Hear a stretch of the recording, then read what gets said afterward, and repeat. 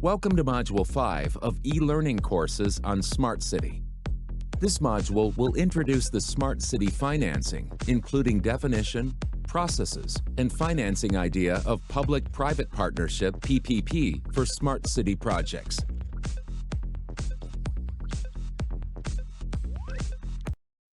When establishing Smart City ecosystem, it takes a lot of money. For example, in Smart Road System, there should be Smart Streetlight, Smart CCTV, and Smart Traffic Lights for physical infrastructure. When building those products, it takes a lot of money. Here's one big and important question. Who would pay for?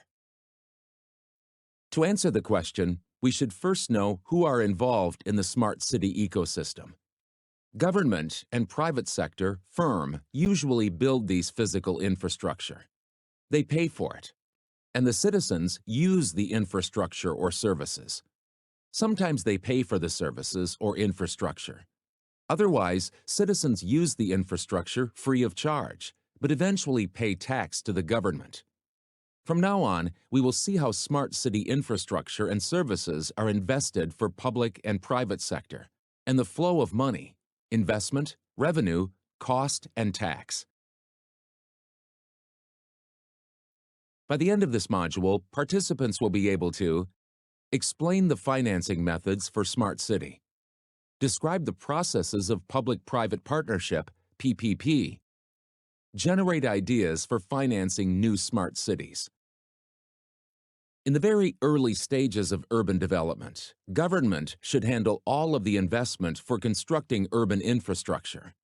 Not only just urban planning, but also planning Smart City needs diverse applications for city services. For example, in the Smart Road System, government should pay for constructing streetlights, CCTVs, and roads. For example, the Korean government invests in diverse sectors for smart city infrastructures in Cheong, which is one of the representative smart cities in Korea. Korea Land and Housing Corporation builds residential complex for smart living in Cheong. Seoul National University builds smart campus in Cheong. Also, Korea Ministry of Land, Infrastructure, and Transportation is planning to construct data platform for urban data management. After the early stage of urban development, private sectors are engaged to manage smart city services. By managing those services, including smart streetlight, CCTVs, and IoT road system, private sectors could benefit for gathering urban big data, which can be applied in diverse areas for the development of new businesses. Similarly, Smart City can be sustainably maintained through the development of private sector's businesses that induces investments into the city. It promotes employment in the city and constantly infuses the young population. In Smart City, public services such as health and social care will benefit from data gathered from the digital platform. The ultimate goal of smart cities is to serve as a model of urban development through cross-sector partnerships to mobilize sustainable financing. Rationale for public-private partnership comes from easing government's financial constraint and increasing efficiency. Public-private partnerships help raise financing when governments face borrowing constraints. When fiscal resources are tight, the call for private finance and management becomes politically salient. They can be more efficient when sound incentives are applied, as evidence suggests that PPP performs often a bit better than public provision. In addition, private sector's technical knowledge and expertise are another asset to be utilized. There are a wide variety of arrangements available for Smart Cities PPP. For most of the time, PPP is understood as a private financing contribution to the public project. However, it should be understood as a flexible institutional arrangement between the public body and the private actors that are based on the introduction of technological innovations into more conventional municipal service deliveries. Public-private partnership, PPP, can be broadly defined as a contractual agreement between the government and a private firm targeted towards financing, designing, implementing and operating infrastructure facilities and services that were traditionally provided by the public sector.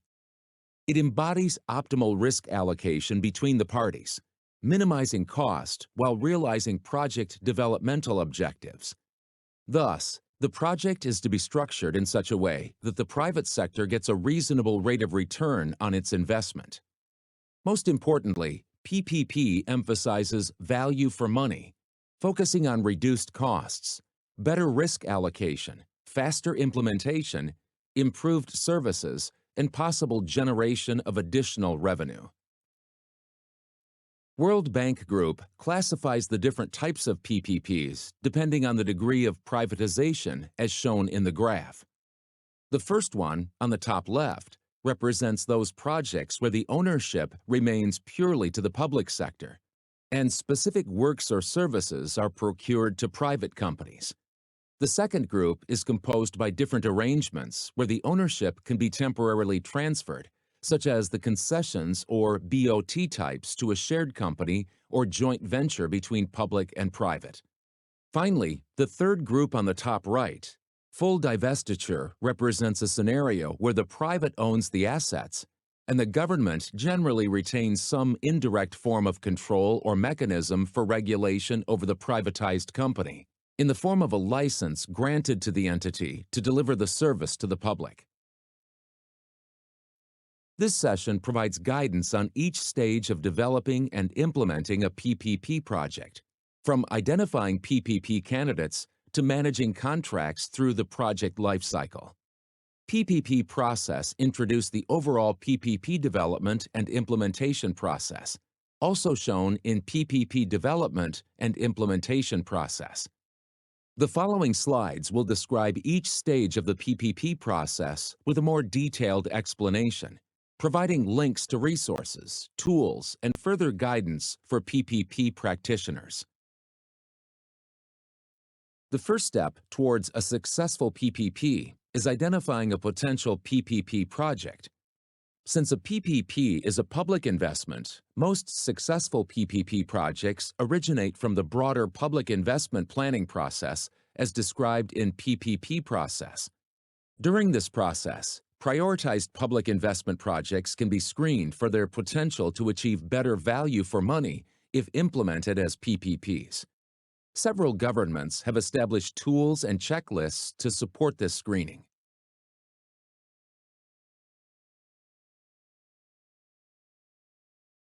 Potential PPP projects must undergo an appraisal process to ensure the feasibility of its development and implementation.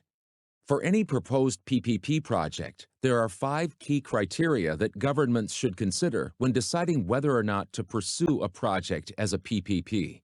Feasibility and economic viability of the project, commercial viability, PPP investment values, fiscal responsibility, and the ability to manage the project. Structuring a PPP project means allocating responsibilities, rights, and risks to each party to the PPP contract. This allocation is defined in detail within the contract. Project structuring is typically developed through an extended process, rather than by drafting a detailed contract straight away. The first step is to develop the initial project concept into key commercial terms, that is, an outline of the required outputs, the responsibilities and risks borne by each party, and how the private party will be paid. The key commercial terms are typically detailed enough to enable practitioners to appraise the proposed PPP, as described in identifying PPP projects, before committing the resources needed to develop the draft of PPP contract in detail. The PPP contract is at the center of the partnership, defining the relationship between the parties, their respective rights and responsibilities, allocating risk, and providing mechanisms for dealing with changes. Most PPP projects present a contractual term between 20 and 30 years. Others have shorter terms, and a few last longer than 30 years. The term should always be long enough for the private party to adopt a whole-life costing approach to project design and service management, guaranteeing service performance at the lowest cost. The term depends on the type of project and on policy considerations. The project should be needed over the term of the contract. The private party should be able to accept responsibility for service delivery over its term, and the procuring authority should be able to commit to the project for its term. The availability of finance and its conditions may also influence the term of the PPP contract. In the transaction stage, the government selects the private party that will implement the PPP. This process will also determine the effective terms of the contract. This stage follows the structuring appraisal and detailed preparation of the PPP described in the previous sections of this module. It concludes when the PPP reaches financial close. That is, when the government has selected and signed a contract with a private party, and the private party has secured the necessary financing and can start deploying it in the project. Managing PPP contracts involves monitoring and enforcing the PPP contract requirements and managing the relationship between the public and private partners. The contract management stage spans the lifetime of the PPP agreement, from the effective date of the contract to the end of the contract period. For a project to be carried out as a PPP, it should be considered that whether the project is financially viable and have certain revenue model. The revenue model means the revenue streams expected from the project to determine how costs can be repaid over time. Whether in state or private hands, there should be sufficient revenues to cover costs. In terms of revenue, there are three sources: user pays, public sector pays, and third-party pays. The first two are traditional revenue stream of a PPP model with variation, and the third is mostly displayed in the form of advertising-based revenue. There are subcategories in those three revenue sources. User pays is a revenue model in which users directly pay for services. User pays can be directly collected by the private sector or transferred to the public sector like a shadow toll. In this case, public sector makes payments to the private sector based on the usage of services or infrastructures. Unlike the public sector pays model, which has a steady flow of fees, user pays model bears more risks as the actual demand can be higher or lower than the forecasted demand. Public sector pays are utilized for low profitability model, as it enables services despite a low user fee by providing adequate fiscal transfers to the private operators in the model. Public sector payments can be categorized into three other subcategories based on whether the payment amount is fixed or not. In fixed payments, private sector receives payments that match predetermined revenue, which gives full coverage of cost and agreed returns. In availability payments, private sector receives payments linked to the performance. In other words, depending on the private sector operator's ability and performance milestones, the amount of payment is likely to fluctuate. According to the savings-sharing approach, or the traditional budget approach, public authority paying private partner with the savings generated from adopting certain service or upgrading infrastructure is used to fund the associated service infrastructure. Finally, the last revenue model utilized in PPP is the third-party pays model. The advertising-based revenue collects payments from a third party. As the private operator does not collect fees from individual users, but from selling advertising on asset space, the service is provided free of charge. For example, New York City Wi-Fi kiosks are operated this way. In addition, there is the case of Social Impact Bond Fund, which private investors invest capital needed for the public project, and then government pays financial return only if there is an improvement. Bond is debt financing, while fund is generally investments funded from the government or international organizations. Although there may be many barriers to PPP, such as regulatory and region-specific restraints, financial engineering can play a huge role in attracting private investment. There are a variety of financial mechanisms to utilize PPP for government initiatives. Specifically, for smart cities initiatives, 3 financing instruments, introduced in the following slides, can be adopted as the best options while minimizing glitches.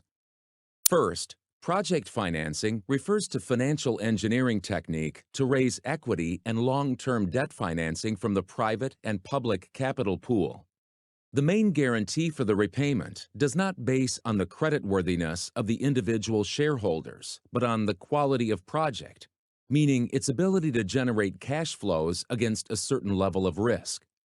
The main strength of PF is that it provides private capital and talent to public projects. SPV is responsible for the execution of the project, and as cash flows of the SPV and investors are clearly separated, asset management of the SPV is transparent. Second, revenue sharing is a model which requires private sector to pay a royalty on their sales to the public authority. Public authority pays the private supplier with the savings generated by the new and innovative solutions during a certain payback period. This incentivizes the stakeholders to align the objective, for them to maximize the total revenues of the project. If both partners invest capital into the project, returns are shared as per the original investment ratio. Project will be run by the private entity, drawing on its technological experience in similar projects. The higher the equity stake in the project, the higher the risk is granted for the private partner, and hence, a higher share of the revenue is distributed to the private partner. Lastly, the Social Impact Fund is a financing tool for utility-scalable PPP projects, in which the source of the funding of each party brought to the joint project comes partially or entirely from SIF. This is better understood with the concept of pay-for-performance contract, which are commonly used for energy-related projects. Project financing is applicable in projects with tangible assets, such as infrastructure and digital instruments. To lead a successful PF, detailed analysis of potential risks, as well as the ability to develop suitable financial structure is required. 1. Financial modeling based on expected cash flows. 2. Revenue from user fees or government payments and expected costs. 3. Construction, maintenance, operation, debt and equity servicing should be all developed in an early stage to determine whether a project is commercially feasible. A project is deemed commercially feasible when expected revenue flows are enough to cover financial costs. RS is applicable to intangible projects, such as services. It should be used where all the actors in the supply chain are clearly identified and revenues are easy to be shared. In a smart city project, public and private partners can share financial savings generated by the newly adopted service. Project's feasibility is determined on the likelihood of the facility or service generating sufficient revenue to meet the financial commitment. SIFs are applicable when the government aims to adopt a project for clearly identifiable target group, and when projects can be constantly monitored. This approach is noteworthy for cities as they continue experimenting with implementation of green and smart technologies. It would be useful also in the case of central government-led PPP facilitation, as the national government can assist municipal governments' smart city initiatives based on a review of the status of the performance goals and achievements.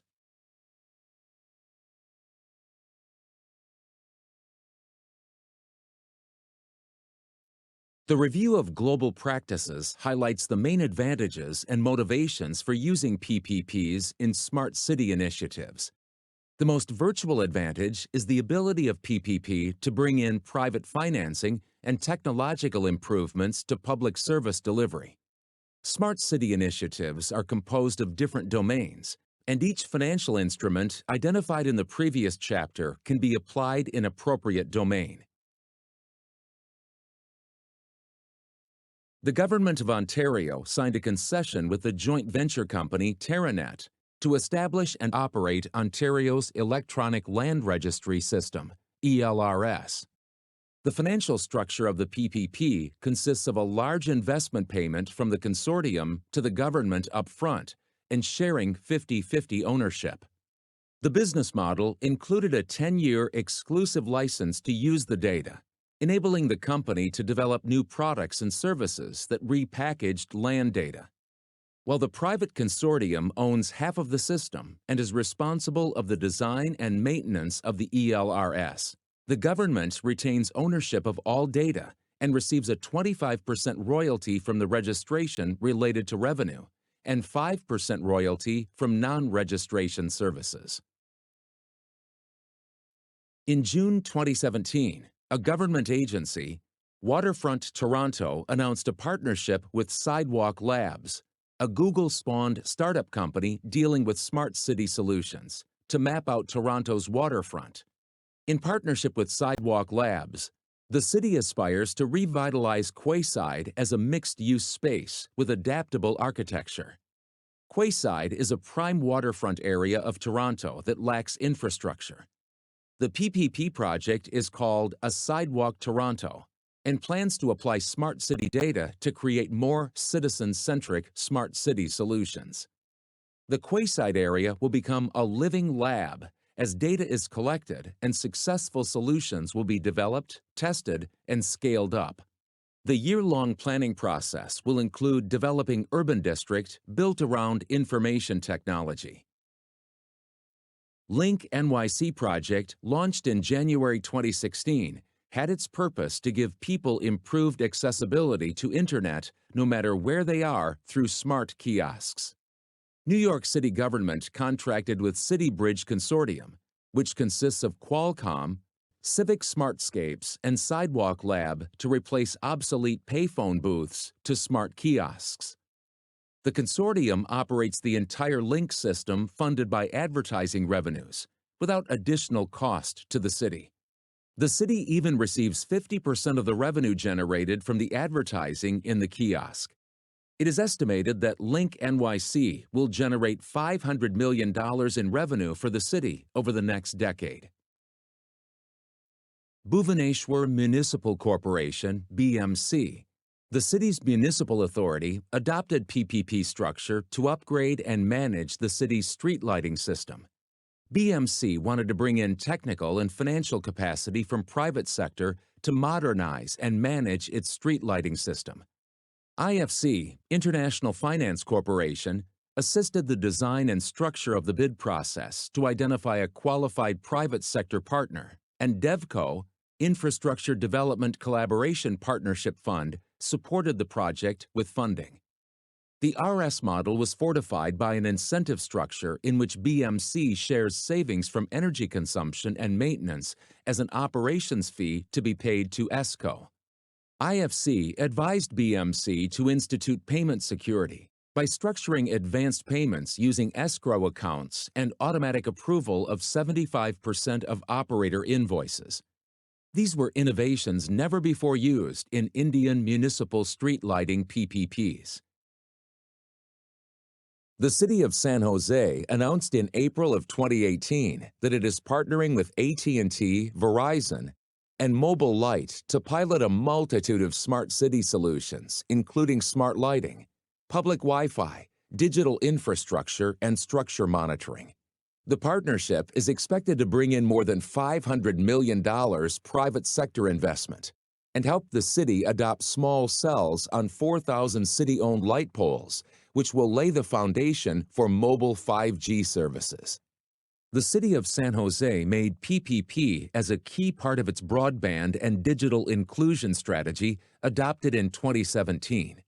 The key part of the plan is Digital Inclusion Fund, which is meant to bring broadband access to the 95,000 San Jose residents who do not have access to internet at home. AT&T, Verizon, and Mobile Light contributed roughly around $24 million to the fund. The city has initiated the creation of a strategic plan for the Digital Inclusion Fund to recommend potential investments and spending priorities for the fund. Review of global practices has shown that smart city PPPs are useful tools to reform the service delivery. However, 1. The nature of digital infrastructure investment. 2. The large-scale costly transformation and long-term delays before reaching profitability makes it less attractive for private investors. Most of the projects show high economic rates of return, ERR, as it economizes energy use and increase quality of life. However, that is only an uncertain internal rates of return, IRR, as it retains more risk. Global Smart City PPP projects prove that these obstacles can be overcome with an appropriate collaborative approach. The municipal government can effectively partner with the private sector by leveraging existing public assets and establishing mechanisms to give long-term security. Smart City PPPs not only represent large-scale physical infrastructure, but also small-scale projects involving technological solutions or transformations in existing infrastructure. When cities escape from the stereotype that Smart City is a bulk or is a high-cost national infrastructure project, small changes with high impacts are noticed. For instance, even those in developing countries, they will be able to bring in private sectors the capacity to deliver smaller but innovative projects, even with a little financial backbone. Smart City should not be a one-time showcase, but a sustained process, serving as a platform to resolve urban challenges. Cities should build Smart City as a platform itself, which connects disruptive technologies into seamless ecosystem. Smart City should be developed as the platform that fosters an innovative ecosystem through promoting collaboration between sectors, identifying appropriate technological solutions, and developing human capital needed to support and nurture the innovation. As each city faces its own challenges, it should commit to building their own Smart City portfolios. While public authorities integrate smart technology into existing infrastructure and build new infrastructure from ground up, financing model has to be set up depending on risk appetite, investment size, and duration of financing. Building and maintaining a city environment that attracts dynamic talent will ensure the city's economic growth aspirations.